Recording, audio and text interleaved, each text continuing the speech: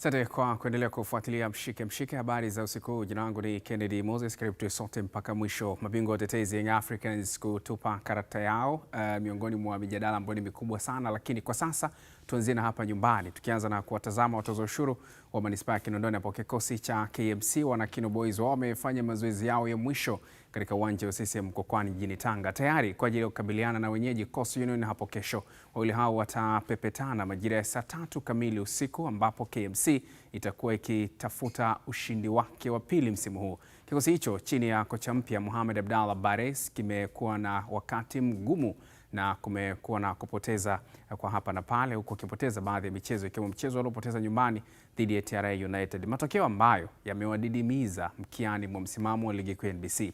KMC wameonekana kuwa na matumaini makubwa ya kupata alama chanya ili kufufua matumaini ya kurejea imara kwenye ligi kuu soka Tanzania bara. Tuna imani kesho tuna mchezo mgumu, mchezo ambao wa pande zote mbili. Ukiangalia Coastal Union nao wanahitaji point 3 na sisi tunahitaji point 3. Mchezo kwetu sisi ni muhimu kwa maana ya kuwa timu bado tuko katika hali sio nzuri, hali ambayo tunapitia mapito kidogo. Lakini kwa hali ilivyo kwa vijana wetu sisi wako vizuri pamoja na kupoteza mchezo wa juzi, lakini bado wana ari kubwa ya kuweza kufanyia kazi kwanza kwa wale ambao tumewafahamisha kwa ajili ya mchezo wa kesho. Vile vile nao wanaelewa kupoteza kwa mchezo wa kesho bado tutakuwa tunajika katika wakati mgumu. Sisi KMC tuko vizuri hadi muda huu. Tuko sawa kwa ajili ya mchezo wa kesho, mchezo ambao ni mchezo muhimu sana kwetu. Tunajua kwamba hatuko vizuri kwa sasa hivi, lakini walimu wetu wote wametuweka vizuri kiakili, kimwili kwa ajili ya kupambana katika mchezo wa kesho. Tukisalia hapo ni rasmi sasa, Coastal Union Ogosi wa Kaya wanarejea nyumbani baada ya kufunguliwa kwa uwanja huo kutokana na kukamilika kwa maboresho yake. KMC na kutana na Coastal Union ambayo na yenyewe haina msimu mzuri mpaka sasa, lakini wenyeji wao wakiwa wanaingia uwanjani hapo wakiwa na tahadhari ya kutofanya makosa yatakayowagharimu. Maandalizi ya mechi yetu kuelekea mchezo wa KMC hapo kesho yameendelea vizuri. Tumewasiliana kutokea Ruangwa alfajiri. Jioni tukaenda kutoa uchovu wa safari. Leo tutakwenda kufanya match activation na maelekezo machache kuhusiana na opponent ambayo tunakwenda kumkabili. Tunajua KMC wana wakati mbaya, lakini sio timu ya kuibeza. Hakuna timu hata moja kuibeza katika ligi. Kwa tunafahamu uwezo wa makocha pia wachezaji wao pamoja na wakati mbaya wanaopitia, lakini sisi hatutakiwi kupuuza hata kidogo. Lazima tujidhatiti katika kutafuta point 3 hapo kesho. Maandalizi yapo vizuri, tumejipanga kwenda kupambana ili kupata point 3. Kila kitu kiko sawa kwa wachezaji. Mashabiki cha kuambia waje tusupport kwa wingi kwa sababu sisi wenyewe tuna furaha kubwa sana kurudi katika uwanja nyumbani. Baada ya kufungiwa sasa umefunguliwa, tuna furaha kubwa sana kurudi nyumbani. Na kitu kikubwa ambacho kitatugea morali ni tupo nyumbani. Tunataka point 3, tumekosa point 6 kwenye michezo iliyoisha miwili. Kwa tunataka tupambane, tupate pointi 3 ili tuweze kukaa sawa katika msimamo wa ligi. Tukitoka hapo tugeukie Dodoma Jiji sasa ambapo kikosi hicho kipo tayari hapa Dar es Salaam na jioni ya leo kimejifua pale KMC Complex Dar es Salaam kujiweka sawa ili kutupa karata yao nyingine ya ligi kuu NBC msimu huu. Kinakabiliwa na mchezo mgumu dhidi ya mabingwa mtetezi wa ligi kuu ya NBC, na ushindi pekee utawapandisha Dodoma Jiji kwenye 10 bora ya msimamo na kufuata mwenendo wao au kufuta ule mwenendo wao wa kusuasua kwenye msimu huu. Mechi ambayo ina ukubwa ndani yake, moja ya mechi ambazo ni nzuri katika ligi yetu. Sisi kama Dodoma Jiji nadhani shift ya kwanza ya maandalizi ilikuwa dhidi ya mechi ya tarehe 29. Lakini hapa kimeingia, hii ni mechi ya kiporo ambayo tumekuja kuwekewa hapa. Tunajaribu kuwatengeneza wachezaji psychologically kutoka kule kwenye mtizamo uliokuwepo awali kuja sasa hivi. Nadhani tuna wachezaji ambao wana ukomavu, tuna wachezaji ambao level yao ya uelewa ni kubwa kiasi kwamba wanapojaribu kushift tu jambo ni watu ambao wana adapt mapema kwa level ya experience ambao wako nayo. Kwa nafikiri na wao wenyewe wako tayari na sisi wenyewe walimu pia tuko tayari.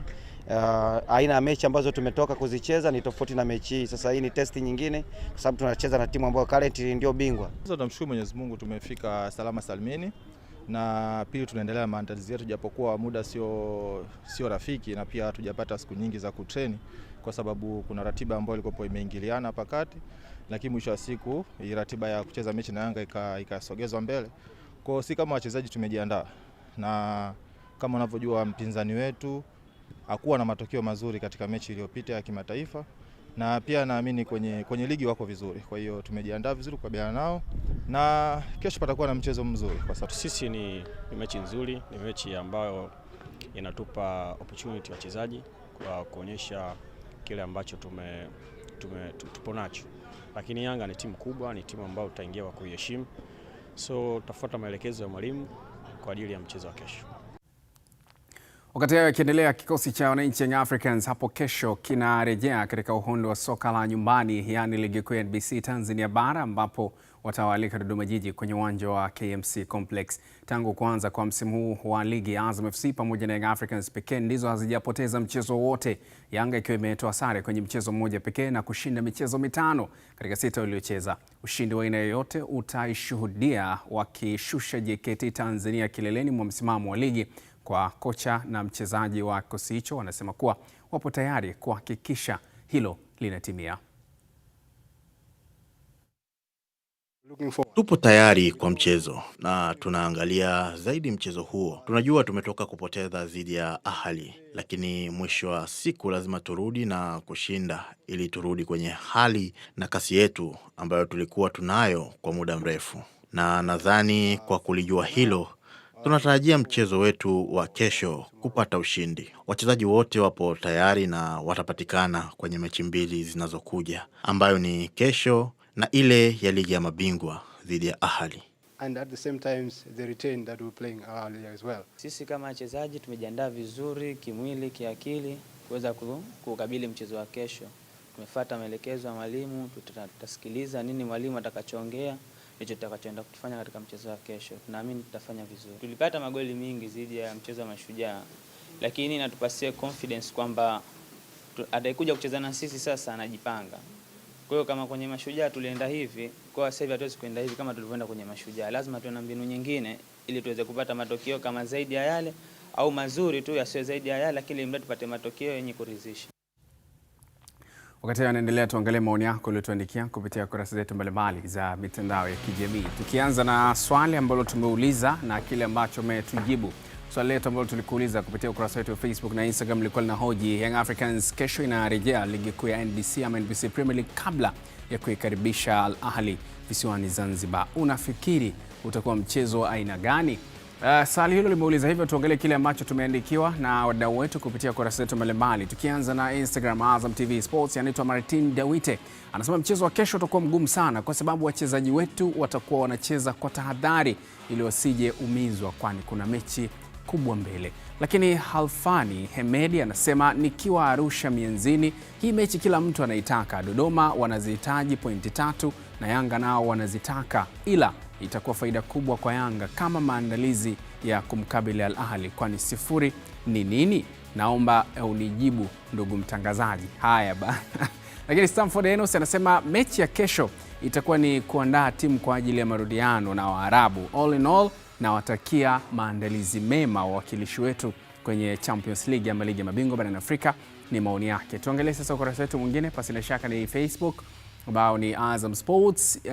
Joseph Nganza yeye anasema kutoka Makongoros kwa baba mzazi, nahisi mchezo utakuwa wa kimbinu zaidi kwa Yanga ili kuzuia kupoteza malengo la kuhifadhi morali ya ushindi kwa wachezaji. Pia tutegemea rotation ya wachezaji ili kuhifadhi nguvu wanapoendea mchezo wa huko Zanzibar dhidi ya Al Ahly. Msafi wa Zanzibar Tanzania anasema nataraji kuona mchezo mzuri na wenye kuvutia. Kozi Yanga tuna hasira za kufungwa na tunacheza kiushindani kwa sababu tuna kikosi kipana na tunaiheshimu ligi yetu ya NBC. Heshima ibaki pale pale, kila laheri Young Africans yangu. Amemaliza hivyo. Lakini pia Michael Kaungu anasema tunategemea kuona mchezo wa kawaida sababu ya tahadhari na pressure ya mchezo dhidi ya Al Ahly, hivyo watacheza kwa tahadhari ili wasipate majeruhi. Ni miongoni mwa maoni ambayo tumeona kupitia kurasa mbalimbali za mitandao ya kijamii Facebook na Instagram. Muda tuwageukie matajiri wa jiji sasa, Azam FC, ambao matajiri hao wao wamerejea mjini hii leo baada ya kuvuna alama 3 muhimu kwenye mchezo wa kombe la shirikisho barani Afrika dhidi ya wenyeji wao Nairobi United. Azam FC sasa inamkaribisha Nairobi United Februari mosi mwaka huu, na itakuwa ni katika uwanja wa New Amani Complex kule visiwani Zanzibar, ikiwa ni karata yake ya 4 hatua ya makundi msimu huu. Mwandishi wetu James Samuel anaarifu zaidi kuhusiana na hilo. Nje ya uwanja wa ndege wa kimataifa wa Jomo Kenyatta Nairobi nchini Kenya ndipo ambapo safari ya kikosi cha Azam FC kurejea nyumbani Tanzania imeanzia baada ya hapo jana kuandikisha ushindi wa kwanza wa kihistoria katika michuano ya kombe la shirikisho Afrika kwa kushinda mbele ya Nairobi United. Kikosi kizima baada ya kuwa hapa kwa takriban siku 6 kinarejea nyumbani Tanzania kwa ajili ya maandalizi ya michezo ya ligi inayoendelea, lakini vile mchezo wa marejeano na Nairobi United kabla ya hapo baadaye kucheza pia na FC Maniema Union. Kikosi chini ya kocha Florent Ibenge, wachezaji wote 25 pamoja na viongozi walikuwa hapa na wanarejea nyumbani Tanzania. Hapo jana baada ya mchezo, miongoni mwa wakurugenzi wa timu ya Azam FC Abubakar Baresa alikutana na kikosi hiki kukupa hongera kutokana na kile ambacho wameweza kukifanya kwa kuandikisha ushindi wa kwanza, lakini vile akaweka msisitizo wa wachezaji kuongeza umakini kuelekea mchezo wa pili, kwani ni mchezo muhimu kuhakikisha malengo ya kikosi cha timu yanatimia. Tulichokiona leo ni kuwa moyo wenu mnapambana hata kama mazingira magumu. First 3 points for Azam Football Club in 21 years. First 3 points. First 3 points in 21 years in CAF Confederation Cup group stages. We're so proud of you. Hongereni, mmepambana. You may think you're at home against Nairobi United and say, oh, they're at home, we'll have much easier game. No, it could be even more difficult game than today. So please, don't forget about underestimating them. Nyota wa zamani wa vilabu vya Celtic, Southampton, Tottenham Hotspur, zamani kwenye timu ya taifa akihudumu kama nahodha wa kikosi cha Harambee Stars cha Kenya, Victor Mugubi Wanyama aliweza kutoa tathmini yake kulingana na namna ambavyo alikiona kikosi cha Azam FC na ni wachezaji gani ambao wamemvutia. Ilikuwa muhimu, wamepata point 3 leo. Kwa hivyo nafikiri wana nafasi, wana mechi 2 pia watacheza nyumbani. Kwa hivyo bado wana nafasi kubwa na naombea wafike pia mbali. Midi leo amecheza vizuri.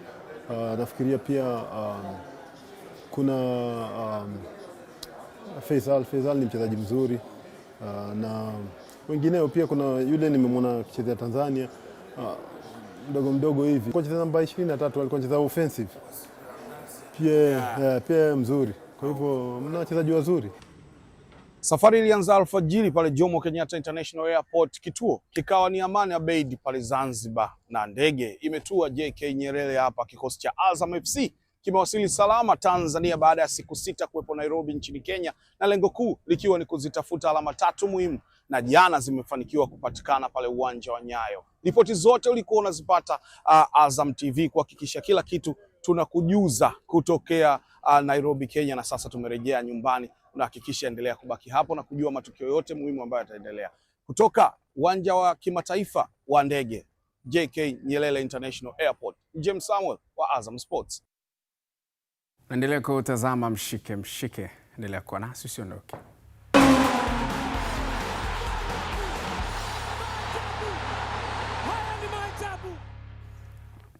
Asante kwa kuendelea kusalia nasi. Tuendelee kuangazia tulionayo mezani hii leo. Kwa upande wa mashabiki wa Azam FC waliosafiri kwa basi kuelekea kuisapoti timu yao wamerejea mchana wa leo jijini Dar es Salaam wakiwa na matumaini makubwa ya kuzipata alama 3 nyingine mbele ya Nairobi United kwenye mchezo wa marudiano visiwani Zanzibar. Mwandishi wetu Khadija Halifa anaarifu kwa kina.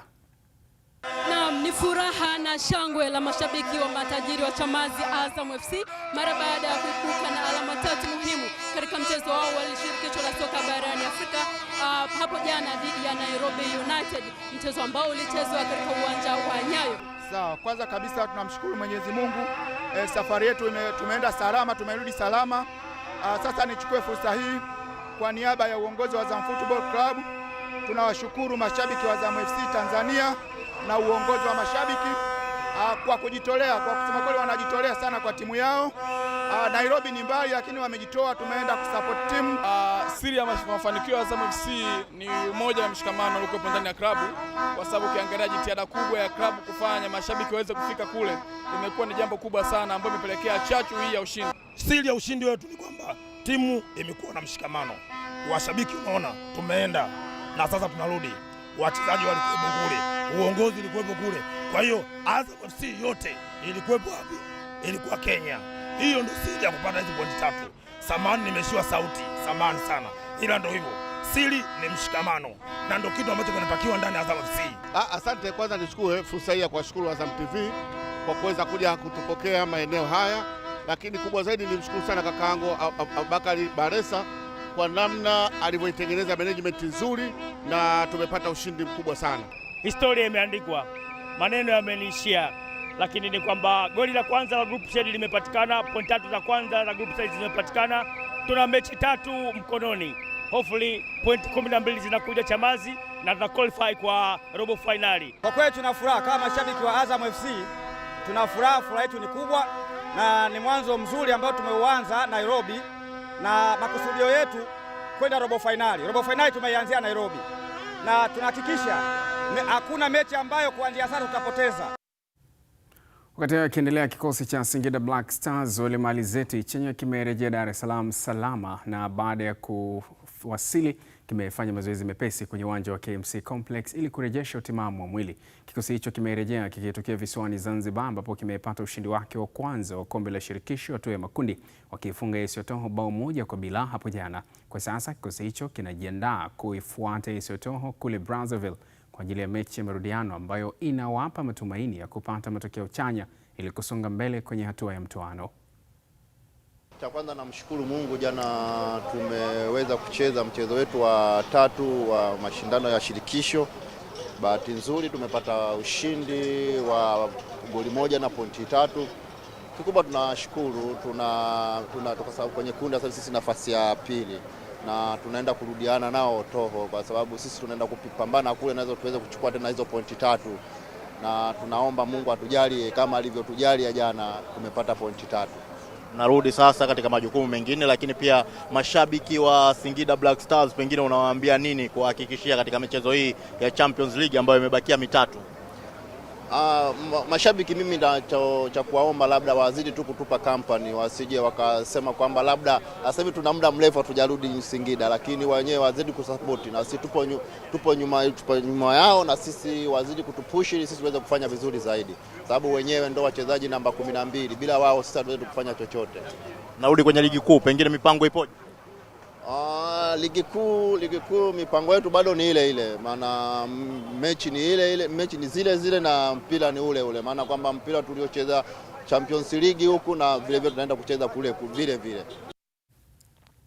Na wekundu Msimbazi Simba na wenyewe wamerejea nchini wakitokea Tunisia, ambako wameshindwa kufua dafu mbele ya wenyeji wao Esperance de Tunis. Simba wanashuhudia rekodi mbaya walioanza nayo, wakipoteza mechi zote 3 tu ya makundi msimu. Hata hivyo wamerejea katika uwanja wa Benjamin Mkapa, wanarejea katika uwanja wa Benjamin Mkapa Marupaso hapa Dar es Salaam wakiwa na matumaini ya kuwa ni tanuri la moto, hivyo alama 3 zitapatikana wikendi hii. Mrudi nizungumza na mchambuzi wa masuala ya soka Philip Nkini kuweza kusikia mtazamo wake baada ya timu hizi kurejea wakati Singida akijiandaa kuondoka. Philip, karibu. Asante kaka. Mambo yanaenda? Safi, mambo yanaenda vizuri. Au sio? Haya, ukijaribu kuangalia kwenye ligi ya mabingwa barani Afrika, tumeona kwa hali ilivyo mpaka sasa, tukianza kuwatazama Young Africans, licha kuwa wamepoteza huko walikotoka, lakini kwenye msimamo bado wako nafasi ya pili, na sasa iende irudi kucheza na Al Ahly, wanakuja kurejeana naye ni Omani Complex visiwani Zanzibar. Umeiona Yanga iliyocheza mchezo mkondo wa kwanza ikiwa ugenini, nini umekiona kuelekea mchezo wa pili visiwani humo? Yanga walicheza kwenye level yao, walicheza vizuri. Ni moja kati ya timu tishio Afrika sasa hivi kwa jinsi ambavyo wanaweza kuapproach kwenye mechi kubwa dhidi ya Ahly. Uwezo wao walioonyesha uwanjani nafikiri unajitambulisha, achana na kwamba walipoteza ule mchezo, lakini performance yao ilikuwa bora sana. Kinachowabeba Yanga ni kwamba matokeo yote ya hili kundi yako mkononi mwao sasa hivi. Wanachotakiwa kufanya ni kushinda mechi ya hapa, watafikisha pointi 7. Alafu watakuwa wamekuja kubakiza mechi moja hapa nyumbani, wakifikisha pointi 10 watakuwa na uhakika wa kufuzu. Kwa hiyo hawana kingine chochote, yani hawana mtu yoyote wa kumwombea matokeo sasa hivi. Matokeo wanao wenyewe mkononi, na ya kwanza ni kuhakikisha kwamba wanapata ushindi hapa. Haya, mechi inayofuata ni Januari 31 watakuwa wanakipiga dhidi ya Al Ahly, wakati kwenye kundi lao pia AS FAR atakuwa anakipiga mechi nyingine pia itakuwa ni Februari 6 au mpaka 8 hapo katikati, tegemea na tarehe ambayo watapanga. AS FAR atakuwa ndio mwenyeji wa mchezo huo. Kifupi ni kwamba baada ya shughuli ya visiwani Zanzibar, ngoma zinapigwa back to back. Utakumbuka AFCON iliingilia hapa katikati. Kwa sasa hivi ngoma inakwenda mfululizo. Kwa squad ya Yanga ulivyoiona na mechi zilizosalia na performance yao, nini unakiona kuelekea mechi zilizosalia zote kiujumla? Ni mechi 3. Tofauti ya timu nyingi za Afrika na Yanga ni kwamba Yanga wana wachezaji wengi sasa hivi. Tazama kikosi chao ambacho kimecheza mechi dhidi ya Ahly, unaona kulikuwa kuna uwezekano wa kumbadilisha huyu, anaingia huyu, anacheza na performance inakuwa bora. Wachezaji 5 ambao wamewaingiza kwenye dirisha hili bado umewaona wana uwezo wa kuingia kwenye kikosi na hawana mashaka sana kutokana na uwezo wao. Hapa kwenye hizi pointi ambazo Yanga amebakiza ni pointi 9. Kwenye hizi pointi 9 yeye anachotakiwa kufanya ni kupambana na pointi zake 6 tu. Akiweza kuchukua zote za nyumbani itakuwa vizuri. Akienda kuchukua ya ugenini kwa FAR Rabat itakuwa vizuri. Kwa hiyo kufuzu huko mikononi mwake, hakuna mwingine yote ambao anaweza akamwombea njaa. Tumtazame wekundu wa Msimbazi, Simba mnyama ana kibarua kizito, na pengine sikumbuki kwenye misimu hivi karibuni kuna msimu aliwahi kuanza vibaya, lakini kwenye mechi zote 3 haikuwa hali kama hivi ilivyo. Nadhani kwenye timu zote shiriki za ligi ya mabingwa yeye peke yake ndo hana alama hata moja na kundi liko hivi. Ukiwatazama hawana matokeo mazuri kwa ujumla. Yaani hakuna ambao anaweza akasema kwamba Simba wana unafuu kwa sababu wana pointi 0, lakini wenzao wote. Swali kwa mashabiki wengi wa Simba sasa hivi wanaojiuliza ni kwenye hizi mechi 3. Februari mosi dhidi ya Esperance Benjamin Mkapa, Petro de Luanda itakuwa ugenini. Simba Februari 6 mpaka 8 atakuja kumalizia nyumbani dhidi ya Stade Malien. Nini hatima ya Simba? Unamwona akitoboa robo finali? Tofauti na timu nyingine ni kwamba lazima ashinde hizo mechi zote. At least atafikisha pointi 9, alafu atasubiri wengine watakuwa wamekusanya nini, kwa sababu akipata pointi 9 ana asilimia angalau 90 ya kufuzu. Akipoteza alama 2 hapa dhidi ya Esperance de Tunis, sio matokeo mazuri kwake, kwa sababu Simba kinachomkosti ndio kile ambacho kimekuwa kimsumbua muda wote. Kitazama kwenye timu ambayo imepoteza nafasi nyingi zaidi, Simba wameshapoteza nafasi 5 mpaka sasa hivi, zile nafasi za wazi za magoli. Kwa hiyo nafikiri kwa sababu mwalimu ni mpya, ameendelea kusajili, labda wachezaji wake wanaweza wakaprove kitu tofauti kwenye hizi mechi ambazo zimebaki, tofauti na zile ambazo walicheza huko nyuma. Kwa hivyo kwa namna ambavyo unaangalia, ni ngumu ama ni rahisi kiasi gani kwa Simba kufika huko? Ni ngumu sana kwa sababu huko nyuma wameshaonesha, ni nusu ya zile mechi wameshaonesha kwamba hakuna chochote ambacho wamekusanya. Kwa hiyo kwake ni ngumu sana kusema kwamba atakusanya pointi 9 kwenye mechi 3 zilizobaki. Azam FC naye iende irudi kama ilivyo kwa Yanga. Ametoka kukipiga dhidi ya Nairobi United na anarejea nyumbani pia dhidi ya wapinzani wake hao. Amepata alama zake 3 za kwanza kwenye historia ya kikosi tangu kimeanzishwa. Kupata pointi 3 kwenye michuano ya CAF ni kwa mara ya kwanza wamepata dhidi ya Nairobi na wanakuja kurejeana nao. Nini ulikiona kwenye mechi iliyopita kuelekea mchezo wa weekend hii? Performance yao ilikuwa nzuri sana. Azam walicheza vizuri tofauti na mechi zingine ambazo zimepita huko nyuma. Lakini kwa Azam huwezi kuwadai, ilikuwa ni mara yao ya kwanza wakafika hatua ya makundi, ungeweza ukasema kwamba ndio mwisho wao. Lakini unapoona sasa hivi wanapoelekea, unawaona wana uwezo wa kuvuka yale malengo ambao walikuwa wanao ya kwenda hatua robo finali, kwa sababu wakishinda mechi ya hapa watahitaji kupata pointi 3 kwenye zile mechi zingine ambazo zimebaki, ili at least wawe na pointi 9. Wakiwa na pointi 9 hakuna shaka yote ya kwamba watakuwa na uhakika wa kufuzu kutokana na jinsi kundi lao lilivyokaa. Uwezo wao ule walioonyesha, performance ile ambao walionyesha wakiitumia hapa, basi wataweka rekodi tofauti na hiyo ya kuchukua pointi 3, wataweka rekodi ya kufuzu robo finali kwa mara ya kwanza. Nini hatima ya Azam kwenye hizo mechi 3 zilizobaki? Dhidi ya Nairobi, baada ya hapo atakuja atakipiga dhidi ya Manyema Union, ataenda kumalizia ugenini dhidi ya Wydad Athletic Club kwenye jiji la Casablanca. Kwa level yao na jinsi ambao wameonyesha, wanachotakiwa cha kwanza ni kuhakikisha kila mchezo wanashinda. Achana na matokeo ambayo utakuja kukutana nao mengine, labda ukapata sare na nini, lakini kila mechi waiendee kwenye kuhakikisha wanashinda, kwa sababu wana wachezaji wazuri, wana mwalimu mzuri, anaweza kuwapitisha kwenye hizi nyakati ambazo wapo kwa sasa. Haya, shirikisho hii tunakamilisha na Singida Black Stars. Wako wawili huko. Wote weekend hii ilikuwa nzuri kwao wa shirikisho. Ligi ya mabingwa mambo ilikuwa magumu kwa wawili wote. Kundi hili la Singida Black Stars, na ndivyo mambo yanavyoonekana. Alama 4 ni kundi gumu kwelikweli, lakini baada ya ushindi wa jana ni kama angalau sasa anapumua. Kinachomtofautisha Singida na wengine ni kwamba yeye ndio pekee sasa hivi anatoka. Wengine wote walicheza nyumbani. Cheza Zanzibar, wengine wote walicheza ugenini. Kwa hiyo yeye akacheza nyumbani. Sasa hivi anatoka na yeye kwenda ugenini. Ameshachukua pointi 3 nyumbani, amefanya kazi kubwa sana. Huna cha kumdai mpaka sasa hivi kwenye pointi zake 4. Aende akapambane tena na Oto kwa sababu ameshaonekana kwamba ni timu ambayo anaiweza. Akikusanya pointi zingine 3 hapo atakuwa amefikisha 7, atakuwa anahitaji pointi 2 au 3 ili aweze kuwa na uhakika wa kufuzu. Kwa hiyo kikubwa kwake ni kuendelea kuonesha performance ile, wachezaji wake waoneshe uwezo, ule uzoefu ambao wachezaji wake walionyesha kwenye mechi iliyopita ndio wanatakiwa wakaoneshe kwenye hiyo mechi nyingine. Kikubwa kifanikiwa kuzipata hizi timu at least 3 zikienda hatua ya robo finali, yatakuwa ni mafanikio makubwa zaidi kwetu kwenye kipindi cha hivi karibuni. Sikumbuki kama kuna siku timu zetu zishawahi kufanya hichi ambacho wanafanya sasa hivi. Shukrani sana Philip. Tutapata saa mwingine wa kujadili mengi zaidi. Ni Philip Mkini, mchambuzi wa masuala ya soka, nikizungumza naye kuhusiana na hatima ya timu 4 ambazo zinawakilisha Tanzania kwenye michuano hii ya CAF. Tuendelee kuangazia mengine tunao mezani. Baada ya kumtazama Philip Mkini, wachambuzi wengine wanazungumza nini? Tumezungumza pia na baadhi ya wachambuzi wa soka nchini kupata tathmini yao juu ya nafasi ya klabu za Tanzania kimataifa msimu huu. Kwanza tunaongelea ni hatua kutoka hatua makundi kwenda robo finali. Mpaka sasa naziona timu zote bado zikipambana zinaweza kwenda kwenye hatua robo finali. Japo Simba bado ana kazi ngumu ya kufanya, lakini Yanga unaona tayari wana pointi 4 kwenye kundi lao. Ana mechi hapa tarehe 31 dhidi ya Al Ahly ambaye ndo anaongoza kwenye kundi mwenye pointi 7. Kama atatumia vizuri uwanja nyumbani akapata ushindi atakuwa na pointi 7. Ambazo pointi 7 ana mechi moja hapa dhidi ya JS Kabylie, mechi ya mwisho automatically anakuwa na pointi 10. Akishinda na maana pointi 10 bila kujali matokeo ya mechi nyingine yatakuwa yameweza kumpeleka kwenye hatua robo finali. Lakini kwa Simba bado ana jukumu kubwa sana. Kwa sababu Simba paka sasa ana pointi katika mechi 3 zote zote amepoteza. Ili kwanza aende anapaswa yeye kushinda mechi zake zote 3 awe na alama 9 huku akiwa anaombea wengine matokeo mabaya pengine. Kwa upande wa kombe la shirikisho naweza nikasema inawezekana deni labda lisiwe kubwa sana kwa sababu timu zote mbili kama tayari zimeshafika target. Singida waliweka wazi malengo ilikuwa ni kufika makundi. Mechi zao za 3 ndo ambazo wamekuja kupata matokeo ya ushindi na wameandika historia pia kwa sababu hizi timu ni kwa mara ya kwanza zinafika hatua ya makundi na wameweza kupata hizi alama. Sitaki kuweka pressure kubwa sana, lakini naamini in terms of team na wachezaji mmoja mmoja Azam ana timu nzuri zaidi ukimkompare labda na kwa upande wa Singida, na Azam ana nafasi nzuri zaidi kwa sababu amepata matokeo ugenini dhidi ya Nairobi United, anakuja kupindua nyumbani. Kwa hiyo naona mazingira ya home advantage kwa mpinzani huyu ambaye anaonekana kuwa ni mwepesi kwenye hili kundi. Naona alama 6 kwa Azam zinawezekana, na kama akifanikiwa kushinda mechi yake inayofuata dhidi ya Nairobi United, naona nafasi ya Azam inaweza kawa kubwa zaidi kwenda katika hatua inayofuata. Lakini Singida atakuwa nyumbani kwa AS Auto, naona mazingira yake yanaweza kawa magumu.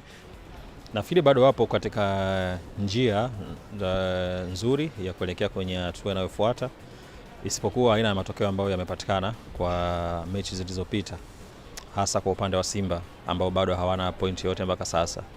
Pengine wakijaribu kutafakari huenda ikawashusha kwa kiasi kikubwa sana morali, lakini pia inaweza ikawapandisha wakiamini kwamba wanaweza kupambana kwenye mechi zingine ambazo zimesalia hizo 3 na kuvuna pointi 9, huku akitegemea matokeo pia ya wapinzani wengine ambavyo yatakavyokuwa.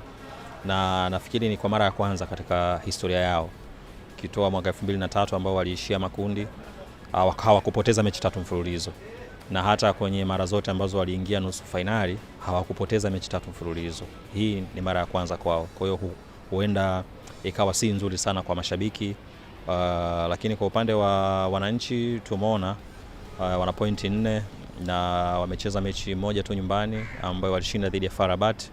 Huenda wanaamini kwamba wanayo nafasi nyingine ya kuwapa furaha mashabiki wao dhidi ya Ahly.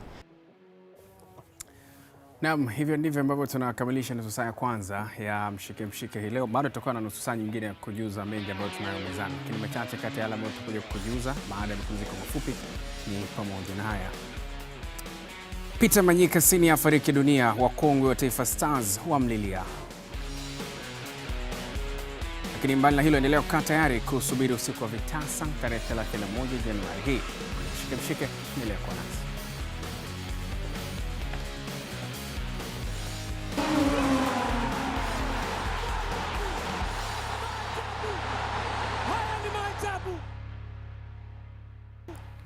Asante kwa kuendelea kwa nasi. Ni mshike mshike. Kwa baadhi ya mashabiki wa Simba, licha ya kupoteza michezo mitatu ya ligi ya mabingwa barani Afrika, bado wana imani na timu yao kuwa itarejea ikiwa imara kwenye mechi zingine 3 zilizosalia.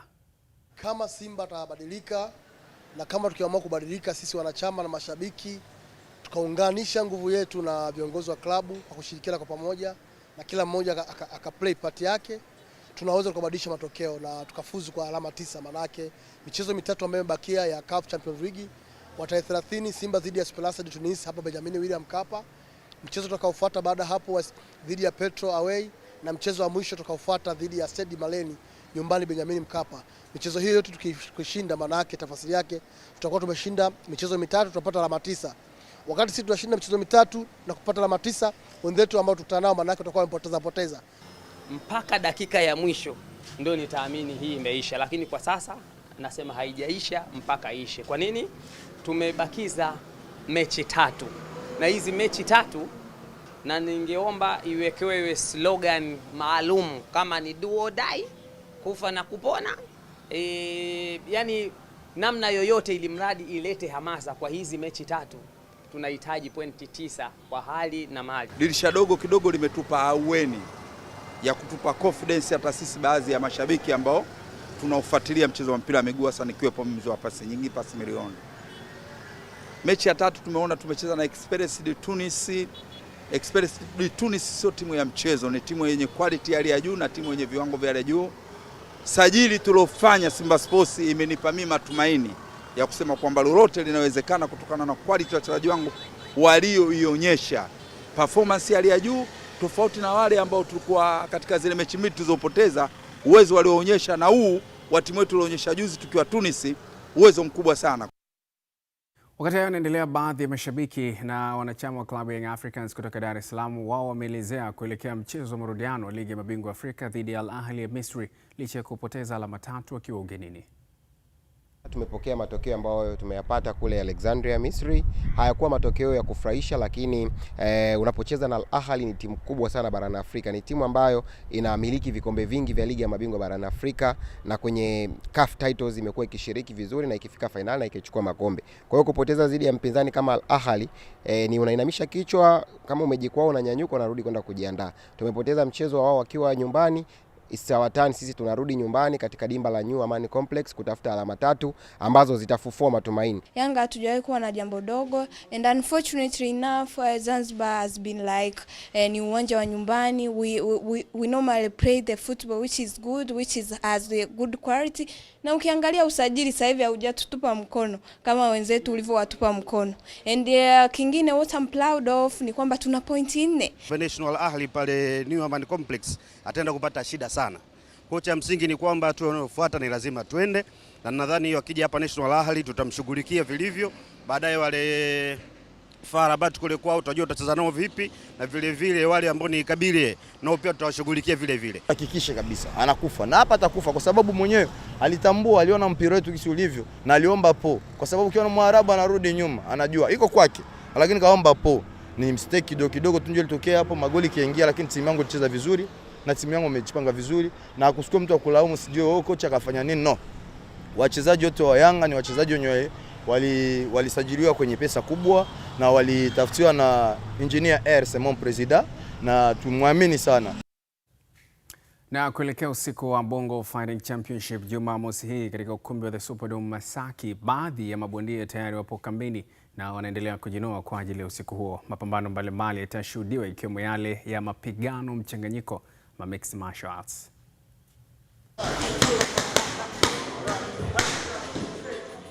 Fiti kama chuma, Saidi Nyamaume hapa, Salum Muhammad, kama nilivyokuahidi kwamba kipigo utakachopigwa haujawahi kukutana nacho tangu uanze ngumi, na nilikwambia nipo fiti kama chuma.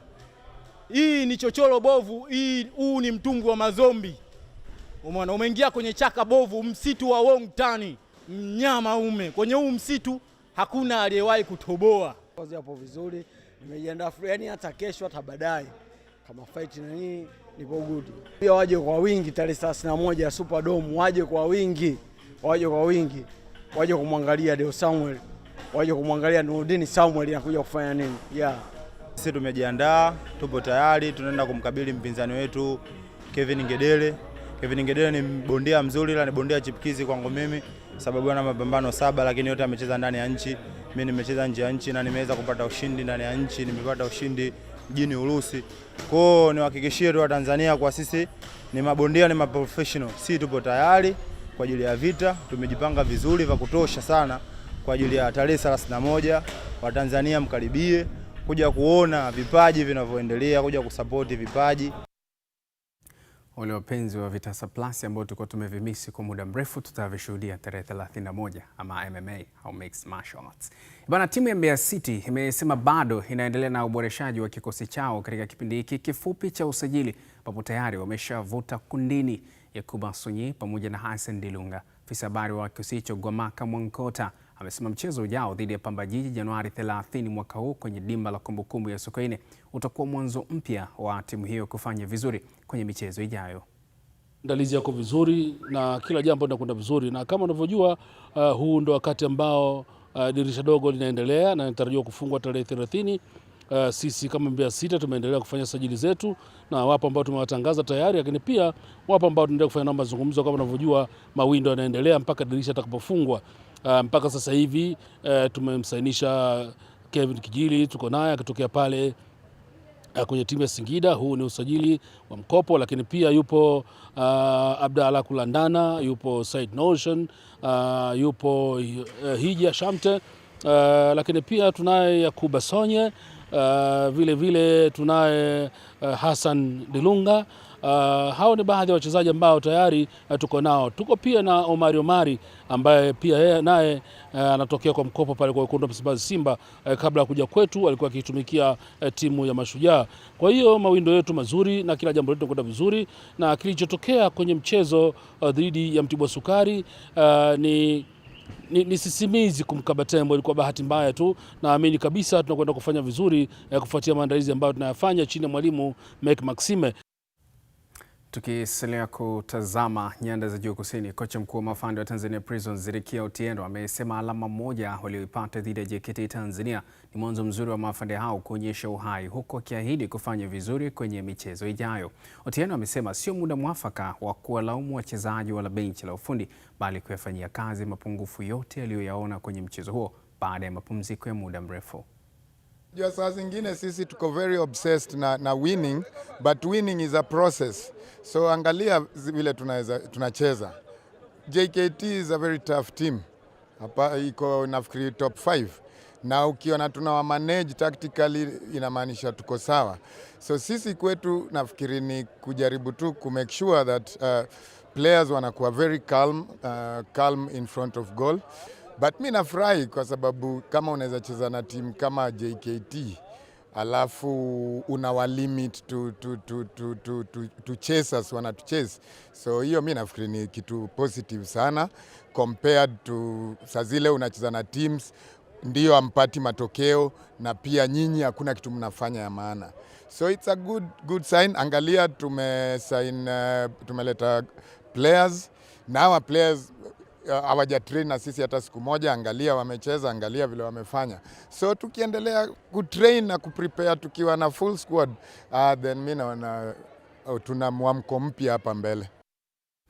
Wakati hayo yanaendelea, kocha mkuu wa JKT Tanzania Ahmad Ally amepongeza wachezaji wake pamoja na benchi la ufundi licha ya kuambulia alama moja ya sare katika ya bila kufungana, huku akiahidi kuwa watayafanyia kazi mapungufu yote aliyoyaona. Amesema malengo yao yalikuwa ni kuondoka na alama 3. Hata hivyo alama moja walioipata itawasaidia kuelekea kufanikisha malengo yao ya mwisho wa msimu huu. Nilisema mchezo utakuwa mgumu, utakuwa mchezo rahisi. Prison ni timu nzuri, iko na home advantage. So kwenye plan ambao tulikuja nao tuweze kupata compete, tuweze kupata 3 points. Even kama tumekosa 3 points basi tuweze kubaki na 1 point. I think malengo ya kwanza ilikuwa ni kufanya vizuri ili tupate matokeo mazuri zaidi ya hichi ambacho tumepata. Lakini nipongeze vijana kwa kazi ambayo wamefanya, nipongeze staff, all department, tumetumika jinsi ambavyo tulitakiwa tutumike, lakini hatukuweza kupata zile 3 points, tumepata moja, alhamdulillah. Bado hatujakuwa bado sana. Matamanio yangu kama mwalimu, natamani tuwe bora kila mechi, tuwe bora kila nyakati ili tuweze kufikia malengo. kuwepo pale was good kwetu, lakini bado hatujafika kile ambacho tunatamani. Tumefanya kazi kubwa, lakini tuna kazi kubwa zaidi mbele ya hii ambayo tumeifanya. Sometimes inatokea hizo moment mnaweza mkafunga goli mkaconcede goli, lakini sometimes naweza mkatoka hamjapata goli. Tumetengeneza nafasi, so kwa maana tukutengeneza nafasi, tumetengeneza nafasi hatukuweza kuzitumia, lakini ni homework kwangu. I think some problems ambazo zimetokea kwenye mechi ya leo, na take responsibility kama mwalimu kuweza kuzicorrect next game na kuwa bora zaidi. Nayo timu ya Mbeya Kwanza yenye maskani yake mjini Tabora imeanza maandalizi ya mchezo wa mzunguko wa pili wa Championship ambao unatarajiwa kuikabili Mbuni FC Februari mosi mwaka huu ndani ya dimba la Ali Hassan Mwinyi. Mbeya Kwanza ilimaliza mzunguko wa kwanza wa ligi ikiwa na alama 34 katika nafasi ya tatu, nyuma ya Kagera Sugar yenye alama 36 ikishika nafasi ya pili. Juma Kapipi anaarifu zaidi. Ni katika viwanja vya Tabora Boys. Mbeya Kwanza, kikosi chenye wachezaji wapatao 26 chini ya kocha mkuu Maka Mwarusi anakiandaa vema kwa ajili ya kuivaa Mbuni FC ambayo inashika nafasi ya 5 katika msimamo wa ligi ya Championship ikiwa na alama 28. Mechi na Mbuni ndio tulianza nao mzunguko wa kwanza, tuna deni nao, walitufunga. Kwa hiyo tunahitaji na sisi kutumia uwanja wetu vizuri, lakini ubora wa kikosi chetu na nyongeza ya wachezaji tulionao, na imani tutakuwa na mchezo mzuri sana. Maandalizi mazuri, na unaona wachezaji wanavyopambana, inatia moyo kuonyesha kile tulichokusudia tunaweza kufikisha kwenye utimilifu wake. Mzunguko wa pili wa ligi ya Championship Tanzania Bara ndio kwanza unaanza. Bila shaka timu nyingi malengo yake makubwa ni kupanda ligi kuu ya NBC Tanzania Bara. Mbeya Kwanza ni mojawapo ya timu iliyojiwekea malengo ya kutinga ligi kuu ya NBC msimu ujao. Kuja vizuri, wanakuja kuingia kwenye mfumo. Tumeongeza namba ya kutosha kwa sababu tulikuwa na wachezaji wachache sana mpaka tunamaliza mzunguko wa kwanza. Kwa hiyo tunahitaji kufanya usajili wa nguvu, na niwapongeze viongozi kwa kuzingatia mahitaji ya timu. Tumeongeza watu wenye majina, tumeongeza wachezaji wa kimataifa pia, na naona imeongeza chachu. Kuna ushindani mkubwa sana mazoezini, kila mtu anafanya kazi kwa ajili ya kuipigania timu. Kwa tumeongeza chachu, kama kimfano umetengeneza kachumbari, lazima uweke ndimu, uweke na pilipili ili inogee, lakini kwamba tumeingiza wachezaji wa kigeni takriban 8 hadi 9 kwamba ambao wanaendelea kufanya mazoezi, na tunazidi kuendelea kuangalia tuone kama wanaweza kuwa na sisi katika timu kwa ajili ya kupandisha timu. Katikati hapo kuna wachezaji wanatoka Kameruni, nadhani wataingia na watajoin na timu. Kwa hiyo tutakuwa na mataifa kama mawili, ni Kongo na Nigeria na Kameruni. Kwa hiyo tunamwomba Mwenyezi Mungu wawe katika hali nzuri, twende kumalizia ngwe salama. Juma Kapipi, Azam Sports, Tabora. Huni mshike endelea kuwa nasi.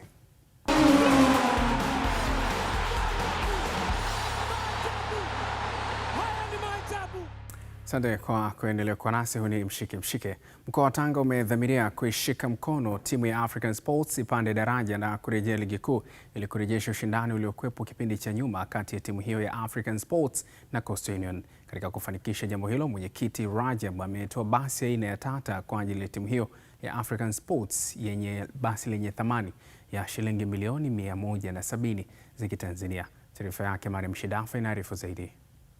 Kwa kipindi kirefu timu ya African Sports wana kimanumanu ilikuwa inasuasua, lakini kwa sasa mwenyekiti wa CCM mkoa wa Tanga Rajabu Abdalla kwa kushirikiana na wadau wengine wamedhamiria kuirejesha timu hiyo ili iweze kupanda daraja.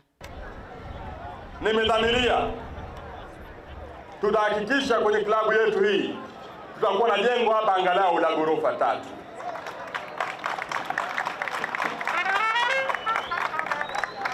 Na nikisema huwa na maanisha ninachokisema.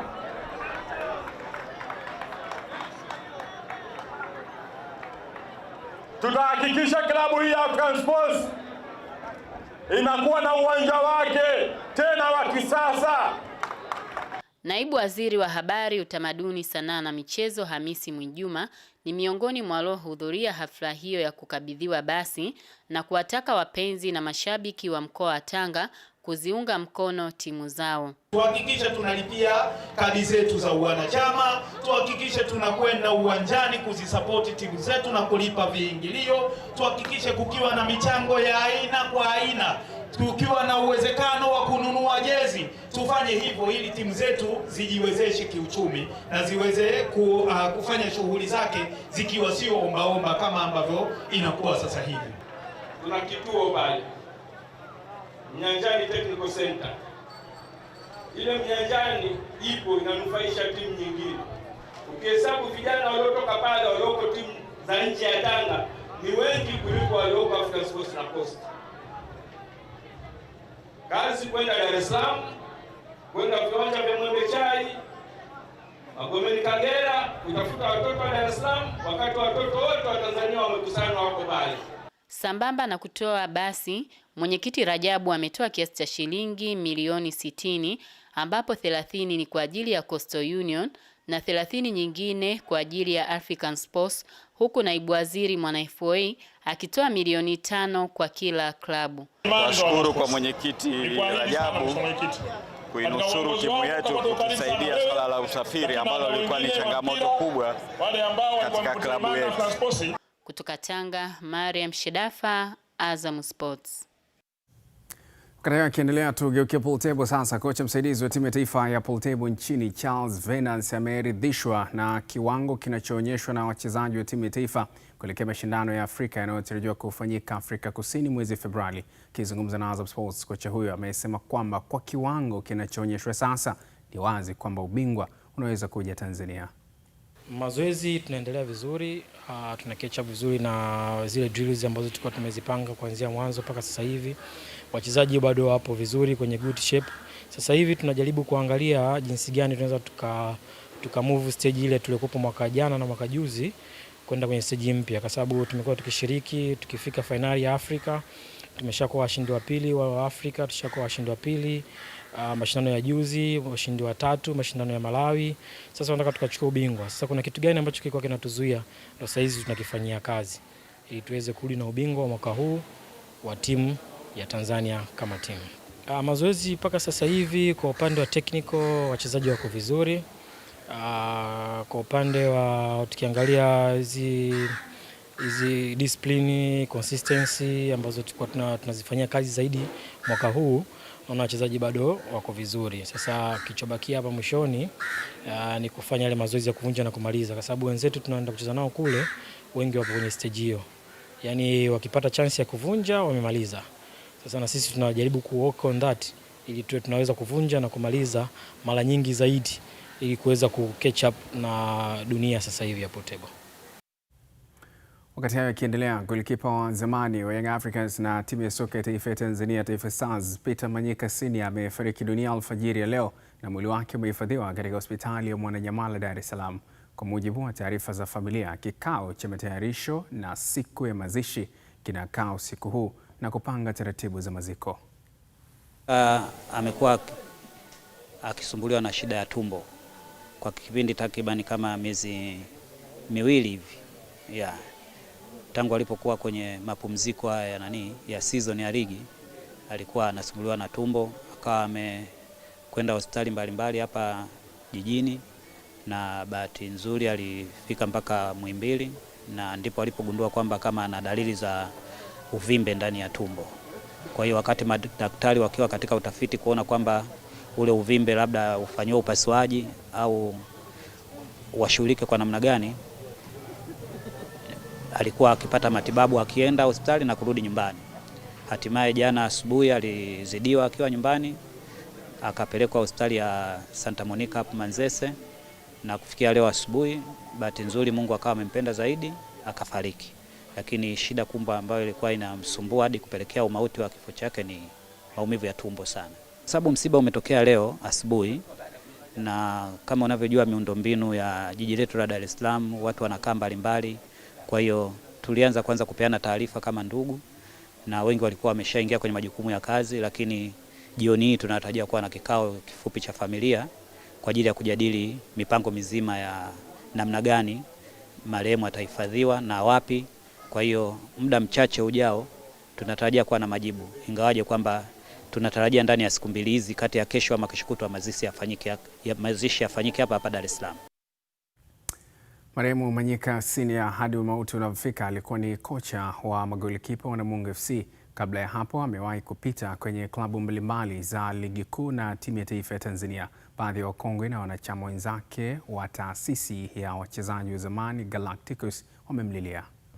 Peter Manyika alikuwa kwanza ni golikipa jasiri, alikuwa Manyika ni golikipa mwenye ubora wa hali ya juu sana, na bahati nzuri mimi alinikuta Yanga Afrika, tumecheza naye kwa muda mrefu mpaka nakumbuka akawa amejijengea jina lake kubwa kwenye michuano ya Kagame tulipoenda kuchukua ubingwa Kampala Uganda, baada ya kucheza na Sport Club Villa kwa dakika 120, ngoma ikawa 1-1, tukaenda kwenye matuta ya katika upande wa matuta alidaka penalty 2 na sisi tukawa tumefanikiwa kupata penalty 4, kitu ambacho kilitufanya tuchukue kombe la Kagame. Peter tumeishi naye vizuri na alikuwa ni mtu mzuri kwa kweli.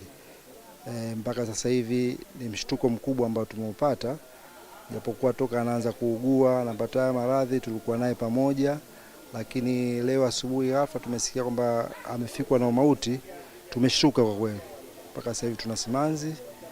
Ni kitu ambacho unaweza kusema kwamba hauwezi kukufuru kama sema vibaya, kwamba Mwenyezi Mungu amempenda na amemchukua. Marehemu kwanza ni mdogo wangu, kiumri yeye ni mdogo.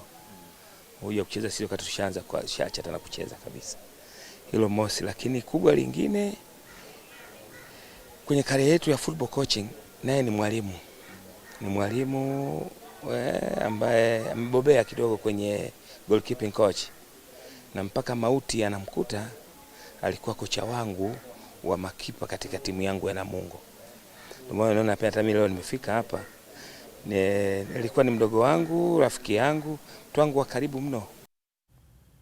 Naam, mpaka hapo niseme tuna la ziada kwenye mshike hii leo, lakini tukamilishe tu japo kwa muhtasari wa kukumbusha miongoni mwa yale ambayo tulikuwa nayo hii leo yalikuwa ni pamoja na haya. Mabingwa tetezi Young Africans kutupa karata ligi kuu ya NBC hapo kesho, wakati CCM Mkokwani ikiwa tayari kwa mbungi kati ya Coastal Union dhidi ya watoza ushuru manispaa ya Kinondoni. Na klabu ya Simba na Azam FC zapishana uwanja wa ndege wa kimataifa wa Julius Nyerere kwa Singida Black Stars. Wao wamerejea bandari ya Dar es Salaam na vicheko. Na Peter Manyika Senior afariki dunia, wa Kongo wa Taifa Stars wamlilia. Mwisho mshike leo. Kwa niaba ya wote ambao wamefanikisha matangazo haya, jina langu ni Kennedy Moses. Kesho nayo ni siku.